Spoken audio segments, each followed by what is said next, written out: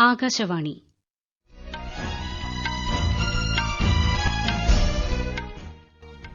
നമസ്കാരം. വാർത്തകൾ വായിക്കുന്നത് സോഫിയ ഡാനിയൽ.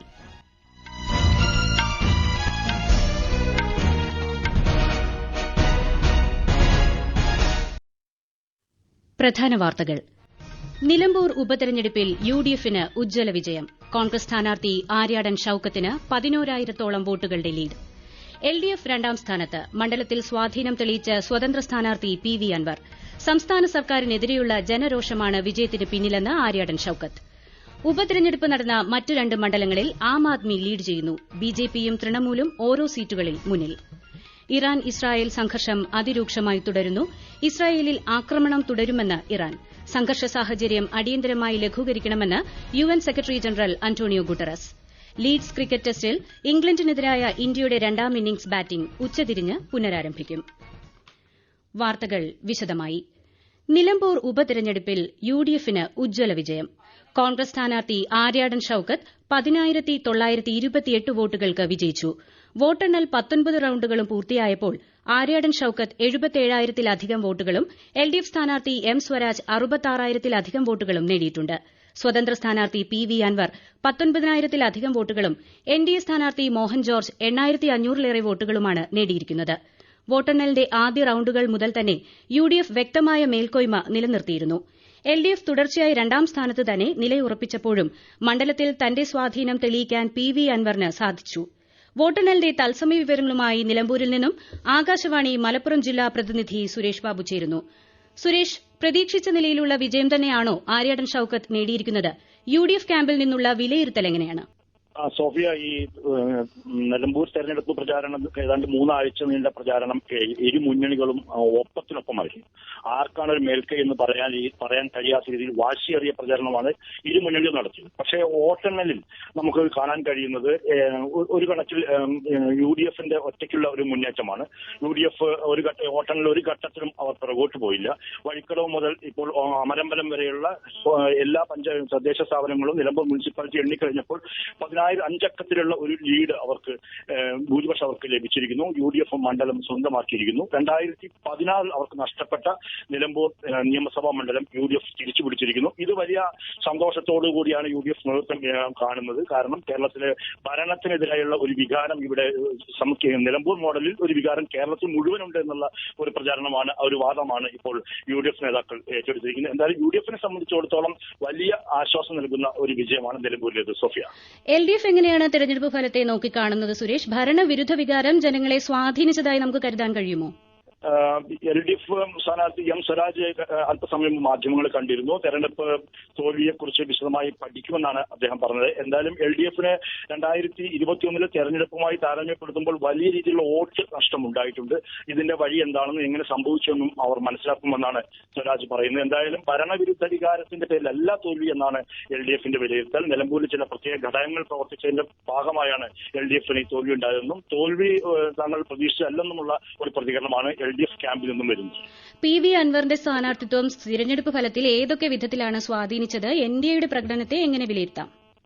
തീർച്ചയായും പി.വി. അൻവർ നേരത്തെ തന്നെ ഈ തെരഞ്ഞെടുപ്പ് ഉണ്ടാവുന്നത് തന്നെ പി.വി. അൻവർ മുഖ്യമന്ത്രിയുമായി ഉള്ള പിണക്കവും പിന്തുടർന്ന് എൽഡിഎഫ് വിടുന്നതും തെരഞ്ഞെടുപ്പ് വരുന്നു, സ്വന്തം നിലയിൽ സ്ഥാനാർത്ഥി യുഡിഎഫിന്റെ സ്ഥാനാർത്ഥിയെ നിർണ്ണയിക്കാനുള്ള ശ്രമം നടന്നു. അങ്ങനെ ഒടുവിൽ ആ ചിത്രം തെളിഞ്ഞു വന്നപ്പോൾ അൻവറിനെ യുഡിഎഫ് മാറ്റി നിർത്തുന്നു. തുടർന്ന് അൻവർ മത്സരരംഗത്ത് വരുന്നു. പ്രചാരണത്തിൽ ഒരു ഘട്ടത്തിലും അവിടെ അൻവർ അങ്ങനെ വോട്ട് പിടിക്കുന്ന ക്യാമ്പയിനും നടത്തിയതായി കണ്ടില്ല. പക്ഷെ വോട്ട് എണ്ണിക്കഴിഞ്ഞപ്പോൾ ഏതാണ്ട് 20,000-ഓളം വോട്ട് അൻവർ സ്വന്തമാക്കി. തന്റെ സ്വാധീനം മണ്ഡലത്തിലുണ്ടെന്ന് അദ്ദേഹം തെളിയിച്ചിരിക്കുന്നു. നമ്മൾ ഉദ്ദേശിച്ച പോലെ യുഡിഎഫ് വോട്ടിൽ അദ്ദേഹം സ്വാധീനിച്ചുവെന്ന് വിലയിരുത്താൻ കഴിയില്ല. സോഫിയ, കോൺഗ്രസിന്റെ അടിയുറച്ച കോട്ടയായി കണക്കാക്കപ്പെട്ടിരുന്ന നിലമ്പൂർ മണ്ഡലം തിരിച്ചുപിടിച്ചതിന്റെ ആവേശത്തിലാണ് യുഡിഎഫ് പ്രവർത്തകർ. 1965-ൽ മണ്ഡലം രൂപീകരിച്ച ശേഷമുള്ള ആദ്യ തെരഞ്ഞെടുപ്പുകളിൽ ഇടതിനൊപ്പം നിന്ന നിലമ്പൂർ പിന്നീട് കോൺഗ്രസിന്റെ ഉറപ്പുള്ള മണ്ഡലങ്ങളിൽ ഒന്നായി മാറുകയായിരുന്നു. കോൺഗ്രസിന്റെ സമുന്നത നേതാവും ആര്യാടൻ ഷൌക്കത്തിന്റെ പിതാവുമായ ആര്യാടൻ മുഹമ്മദാണ് മണ്ഡലത്തെ പതിറ്റാണ്ടുകളോളം പ്രതിനിധീകരിച്ചിരുന്നത്. 1977-ൽ ആദ്യമായി നിലമ്പൂരിൽ നിന്നും വിജയിച്ച ആര്യാടൻ മുഹമ്മദ് 1987 മുതൽ 2011 വരെയുള്ള തെരഞ്ഞെടുപ്പുകളിൽ തുടർച്ചയായി വിജയിച്ചു കയറി. 2016ലാണ് 11,000-ലേറെ വോട്ടുകളുടെ ഭൂരിപക്ഷത്തിൽ ആര്യാടൻ ഷൌക്കത്തിനെ പരാജയപ്പെടുത്തി ഇടത് സ്വതന്ത്രനായ PV അൻവർ മണ്ഡലം തിരിച്ചുപിടിക്കുന്നത്. 2021ലും 2,700 വോട്ടുകളുടെ ഭൂരിപക്ഷത്തിൽ അൻവർ വിജയം ആവർത്തിച്ചു. സിപിഐഎമ്മുമായുള്ള അഭിപ്രായ വ്യത്യാസങ്ങളെ തുടർന്ന് ഈ ജനുവരിയിൽ PV അൻവർ MLA സ്ഥാനം രാജിവച്ചതിനെ തുടർന്നാണ് നിലമ്പൂരിൽ ഉപതെരഞ്ഞെടുപ്പ് നടന്നത്. പ്രതീക്ഷിച്ച ഭൂരിപക്ഷത്തിൽ തന്നെ നിലമ്പൂരിൽ വിജയിച്ചതായി UDF സ്ഥാനാർത്ഥി ആര്യാടൻ ഷൌക്കത്ത് പറഞ്ഞു. LDF സർക്കാരിനെതിരെയുള്ള ജനരോഷം നിലമ്പൂരിലെ ജനങ്ങൾ ഏറ്റെടുത്തതായും അദ്ദേഹം പ്രതികരിച്ചു. ജനങ്ങൾക്ക് വേണ്ടി കൂടുതൽ കരുത്തോടെ മുന്നോട്ടു പോകുമെന്ന് LDF സ്ഥാനാർത്ഥി M സ്വരാജ് പറഞ്ഞു. വികസന വിഷയങ്ങൾ ജനങ്ങളുമായി ചർച്ച ചെയ്യാനാണ് LDF ശ്രമിച്ചതെന്നും ഭരണത്തിന്റെ വിലയിരുത്തലാണ് ഉപതെരഞ്ഞെടുപ്പിൽ പ്രതിഫലിച്ചതെന്ന് കരുതുന്നില്ലെന്നും അദ്ദേഹം പ്രതികരിച്ചു. പൊതുപ്രവർത്തനം തുടരാൻ MLA സ്ഥാനമോ മന്ത്രിപദവിയോ ആവശ്യമില്ലെന്ന് PV അൻവർ പറഞ്ഞു.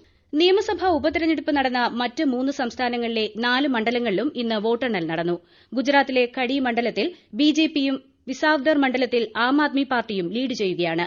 പഞ്ചാബിലെ ലുധിയാന വെസ്റ്റ് മണ്ഡലത്തിൽ ആം ആദ്മി പാർട്ടിയും പശ്ചിമബംഗാളിലെ കാളിഗഞ്ചിൽ തൃണമൂൽ കോൺഗ്രസുമാണ് ലീഡ് ചെയ്യുന്നത്. വിസാവ്ദറിൽ ആം ആദ്മി പാർട്ടി സ്ഥാനാർത്ഥി ഇറ്റാലിയ ഗോപാൽ 14,000-ലധികം വോട്ടുകൾക്കും കടി മണ്ഡലത്തിൽ BJPയുടെ രാജേന്ദ്രകുമാർ 35,000-ലധികം വോട്ടുകൾക്കും മുന്നിലാണ്. ലുധിയാനയിൽ AAPയുടെ സഞ്ജീവ് അറോറ 4,800ഓളം വോട്ടുകൾക്കും കാളിഗഞ്ചിൽ തൃണമൂൽ സ്ഥാനാർത്ഥി ആലിഫ അഹമ്മദ് 26,000-ലധികം വോട്ടുകൾക്കും ലീഡ് ചെയ്യുന്നു. ഈ വാർത്തകൾ ആകാശവാണിയിൽ നിന്ന്. ആകാശവാണി വാർത്തകളും വാർത്താധിഷ്ഠിത പരിപാടികളും All India Radio News Thiruvananthapuram YouTube ചാനലിലും All India Radio News Thiruvananthapuram Facebook പേജിലും AR ന്യൂസ് തിരുവനന്തപുരം ഇൻസ്റ്റഗ്രാം അക്കൌണ്ടിലും AR ന്യൂസ്_TVM X ഹാൻഡിലും ലഭ്യമാണ്. മധ്യേഷ്യയിലെ സംഘർഷത്തിന്റെ പശ്ചാത്തലത്തിൽ ഐക്യരാഷ്ട്ര രക്ഷാസമിതി ന്യൂയോർക്കിൽ അടിയന്തര യോഗം ചേർന്നു. സംഘർഷ സാഹചര്യം അടിയന്തരമായി ലഘൂകരിക്കണമെന്നും സമാധാനം പുനഃസ്ഥാപിക്കണമെന്നും UN secretary general Antonio Guterres അഭ്യർത്ഥിച്ചു. സ്ഥിതിഗതികൾ രൂക്ഷമാകാതെ നിലനിർത്തേണ്ടതിന്റെ പ്രാധാന്യം അദ്ദേഹം അടിവരയിട്ടു. അതിനിടെ ഇറാൻ വിദേശകാര്യമന്ത്രി അബ്ബാസ് അരഗ്ചി ചർച്ചകൾക്കായി റഷ്യയിലെത്തി. മോസ്കോവിൽ റഷ്യൻ പ്രസിഡന്റ് വ്ളാഡിമിർ പുടിനുമായും മുതിർന്ന ഉദ്യോഗസ്ഥരുമായും അദ്ദേഹം കൂടിക്കാഴ്ച നടത്തും. ഇറാൻ ഇസ്രായേൽ സംഘർഷം അതിരൂക്ഷമായി തുടരുകയാണ്. ഇസ്രായേലിനെതിരെ ആക്രമണം തുടരുമെന്ന് ഇറാൻ പരമോന്നത നേതാവ് അയത്തുള്ള അലി ഖമേനി വ്യക്തമാക്കി. ഇറാനിലെ US ആക്രമണത്തിന് ശേഷമുള്ള ഖമേനിയുടെ ആദ്യ പ്രതികരണമാണിത്. US ആക്രമണത്തിന് തിരിച്ചടി നൽകുന്നതിന്റെ സമയവും സ്വഭാവവും ഉൾപ്പെടെ ഇറാൻ സൈന്യം നിർണ്ണയിച്ചു വരികയാണെന്നും അധികൃതർ അറിയിച്ചു. മേഖലയിലുടനീളം US സേന അതീവ ജാഗ്രത തുടരുകയാണ്. ഹോർമൂസ് കടലിടുക്ക് അടച്ചുപൂട്ടുന്നത് ആഗോള ഊർജ്ജ സുരക്ഷയ്ക്കും സാമ്പത്തിക സ്ഥിരതയ്ക്കും ഭീഷണിയാകുമെന്നതിനാൽ ഇതിനെ ചെറുക്കുന്നതിനായി നാവിക ഏറ്റുമുട്ടലുകൾക്കുൾപ്പെടെ അമേരിക്ക തയ്യാറെടുക്കുന്നതായി റിപ്പോർട്ടുകളുമുണ്ട്. പശ്ചിമേഷ്യൻ സംഘർഷങ്ങളുടെ പശ്ചാത്തലത്തിൽ ആഗോളതലത്തിൽ എണ്ണവിലയിൽ വൻ വർധന. 5 മാസത്തെ ഏറ്റവും ഉയർന്ന വിലയാണ് ഇന്ന് രേഖപ്പെടുത്തിയത്. ബ്രന്റ് ക്രൂഡിന്റെ വില 2% വർദ്ധിച്ചു. ബാരലിന് $79 ഇന്നത്തെ വില. ലീഡ്സ് ക്രിക്കറ്റ് ടെസ്റ്റിൽ ഇംഗ്ലണ്ടിനെതിരായ ഇന്ത്യയുടെ രണ്ടാം ഇന്നിംഗ്സ് ബാറ്റിംഗ് ഇന്ന് ഉച്ചതിരിഞ്ഞ് 3:30 പുനരാരംഭിക്കും. 3ാം ദിവസമായ ഇന്നലെ കളി അവസാനിക്കുമ്പോൾ ഇന്ത്യ 2 വിക്കറ്റ് നഷ്ടത്തിൽ 90 റൺസ് എന്ന നിലയിലാണ്. 47 റൺസുമായി KL രാഹുലും 6 റൺസുമായി ശുഭ്മാൻ ഗില്ലുമാണ് ക്രീസിൽ. ആദ്യ ഇന്നിംഗ്സിൽ ഇന്ത്യയ്ക്ക് 6 റൺസിന്റെ ലീഡാണുള്ളത്. ഇന്ത്യയുടെ 471 റൺസ് ഒന്നാം ഇന്നിംഗ്സ് സ്കോർ പിന്തുടർന്ന ഇംഗ്ലണ്ട് 465-ന് പുറത്താകുകയായിരുന്നു. മലേഷ്യയിൽ നടക്കുന്ന ഏഷ്യൻ സ്ക്വാഷ് ചാമ്പ്യൻഷിപ്പിൽ ഇന്ത്യൻ സംഘത്തെ അഭയ് സിംഗും അനാഹട്ട് സിംഗും നയിക്കും. പുരുഷ വനിത മിക്സഡ് ഡബിൾസ് ഇനങ്ങളിലായി 6 ജോഡികളാണ് ഇന്ത്യയെ പ്രതിനിധീകരിക്കുന്നത്. നോക്കൌട്ട് മത്സരങ്ങൾ നാളെ നടക്കും. സിറിയയിൽ ചാവേർ ബോംബാക്രമണത്തിൽ 19 പേർ കൊല്ലപ്പെട്ടു. തലസ്ഥാനമായ ഡമാസ്കസിൽ മാർ ഏലിയാസ് പള്ളിയിൽ ഇന്നലെയാണ് ദിവ്യബലിക്കിടെ ആക്രമണമുണ്ടായത്. ഇസ്ലാമിക് സ്റ്റേറ്റുമായി ബന്ധമുള്ളയാളാണ് ആക്രമണത്തിന് പിന്നിൽ പ്രവർത്തിച്ചത്. പ്രധാന വാർത്തകൾ വീണ്ടും. നിലമ്പൂർ ഉപതെരഞ്ഞെടുപ്പിൽ UDFന് ഉജ്ജ്വല വിജയം. കോൺഗ്രസ് സ്ഥാനാർത്ഥി ആര്യാടൻ ഷൌക്കത്തിന് 11,000-ഓളം വോട്ടുകളുടെ ലീഡ്. LDF 2ാം സ്ഥാനത്ത്. മണ്ഡലത്തിൽ സ്വാധീനം തെളിയിച്ച സ്വതന്ത്ര സ്ഥാനാർത്ഥി PV അൻവർ.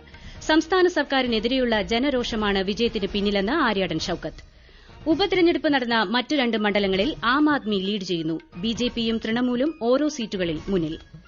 ഇറാൻ ഇസ്രായേൽ സംഘർഷം അതിരൂക്ഷമായി തുടരുന്നു. ഇസ്രായേലിൽ ആക്രമണം തുടരുമെന്ന് ഇറാൻ.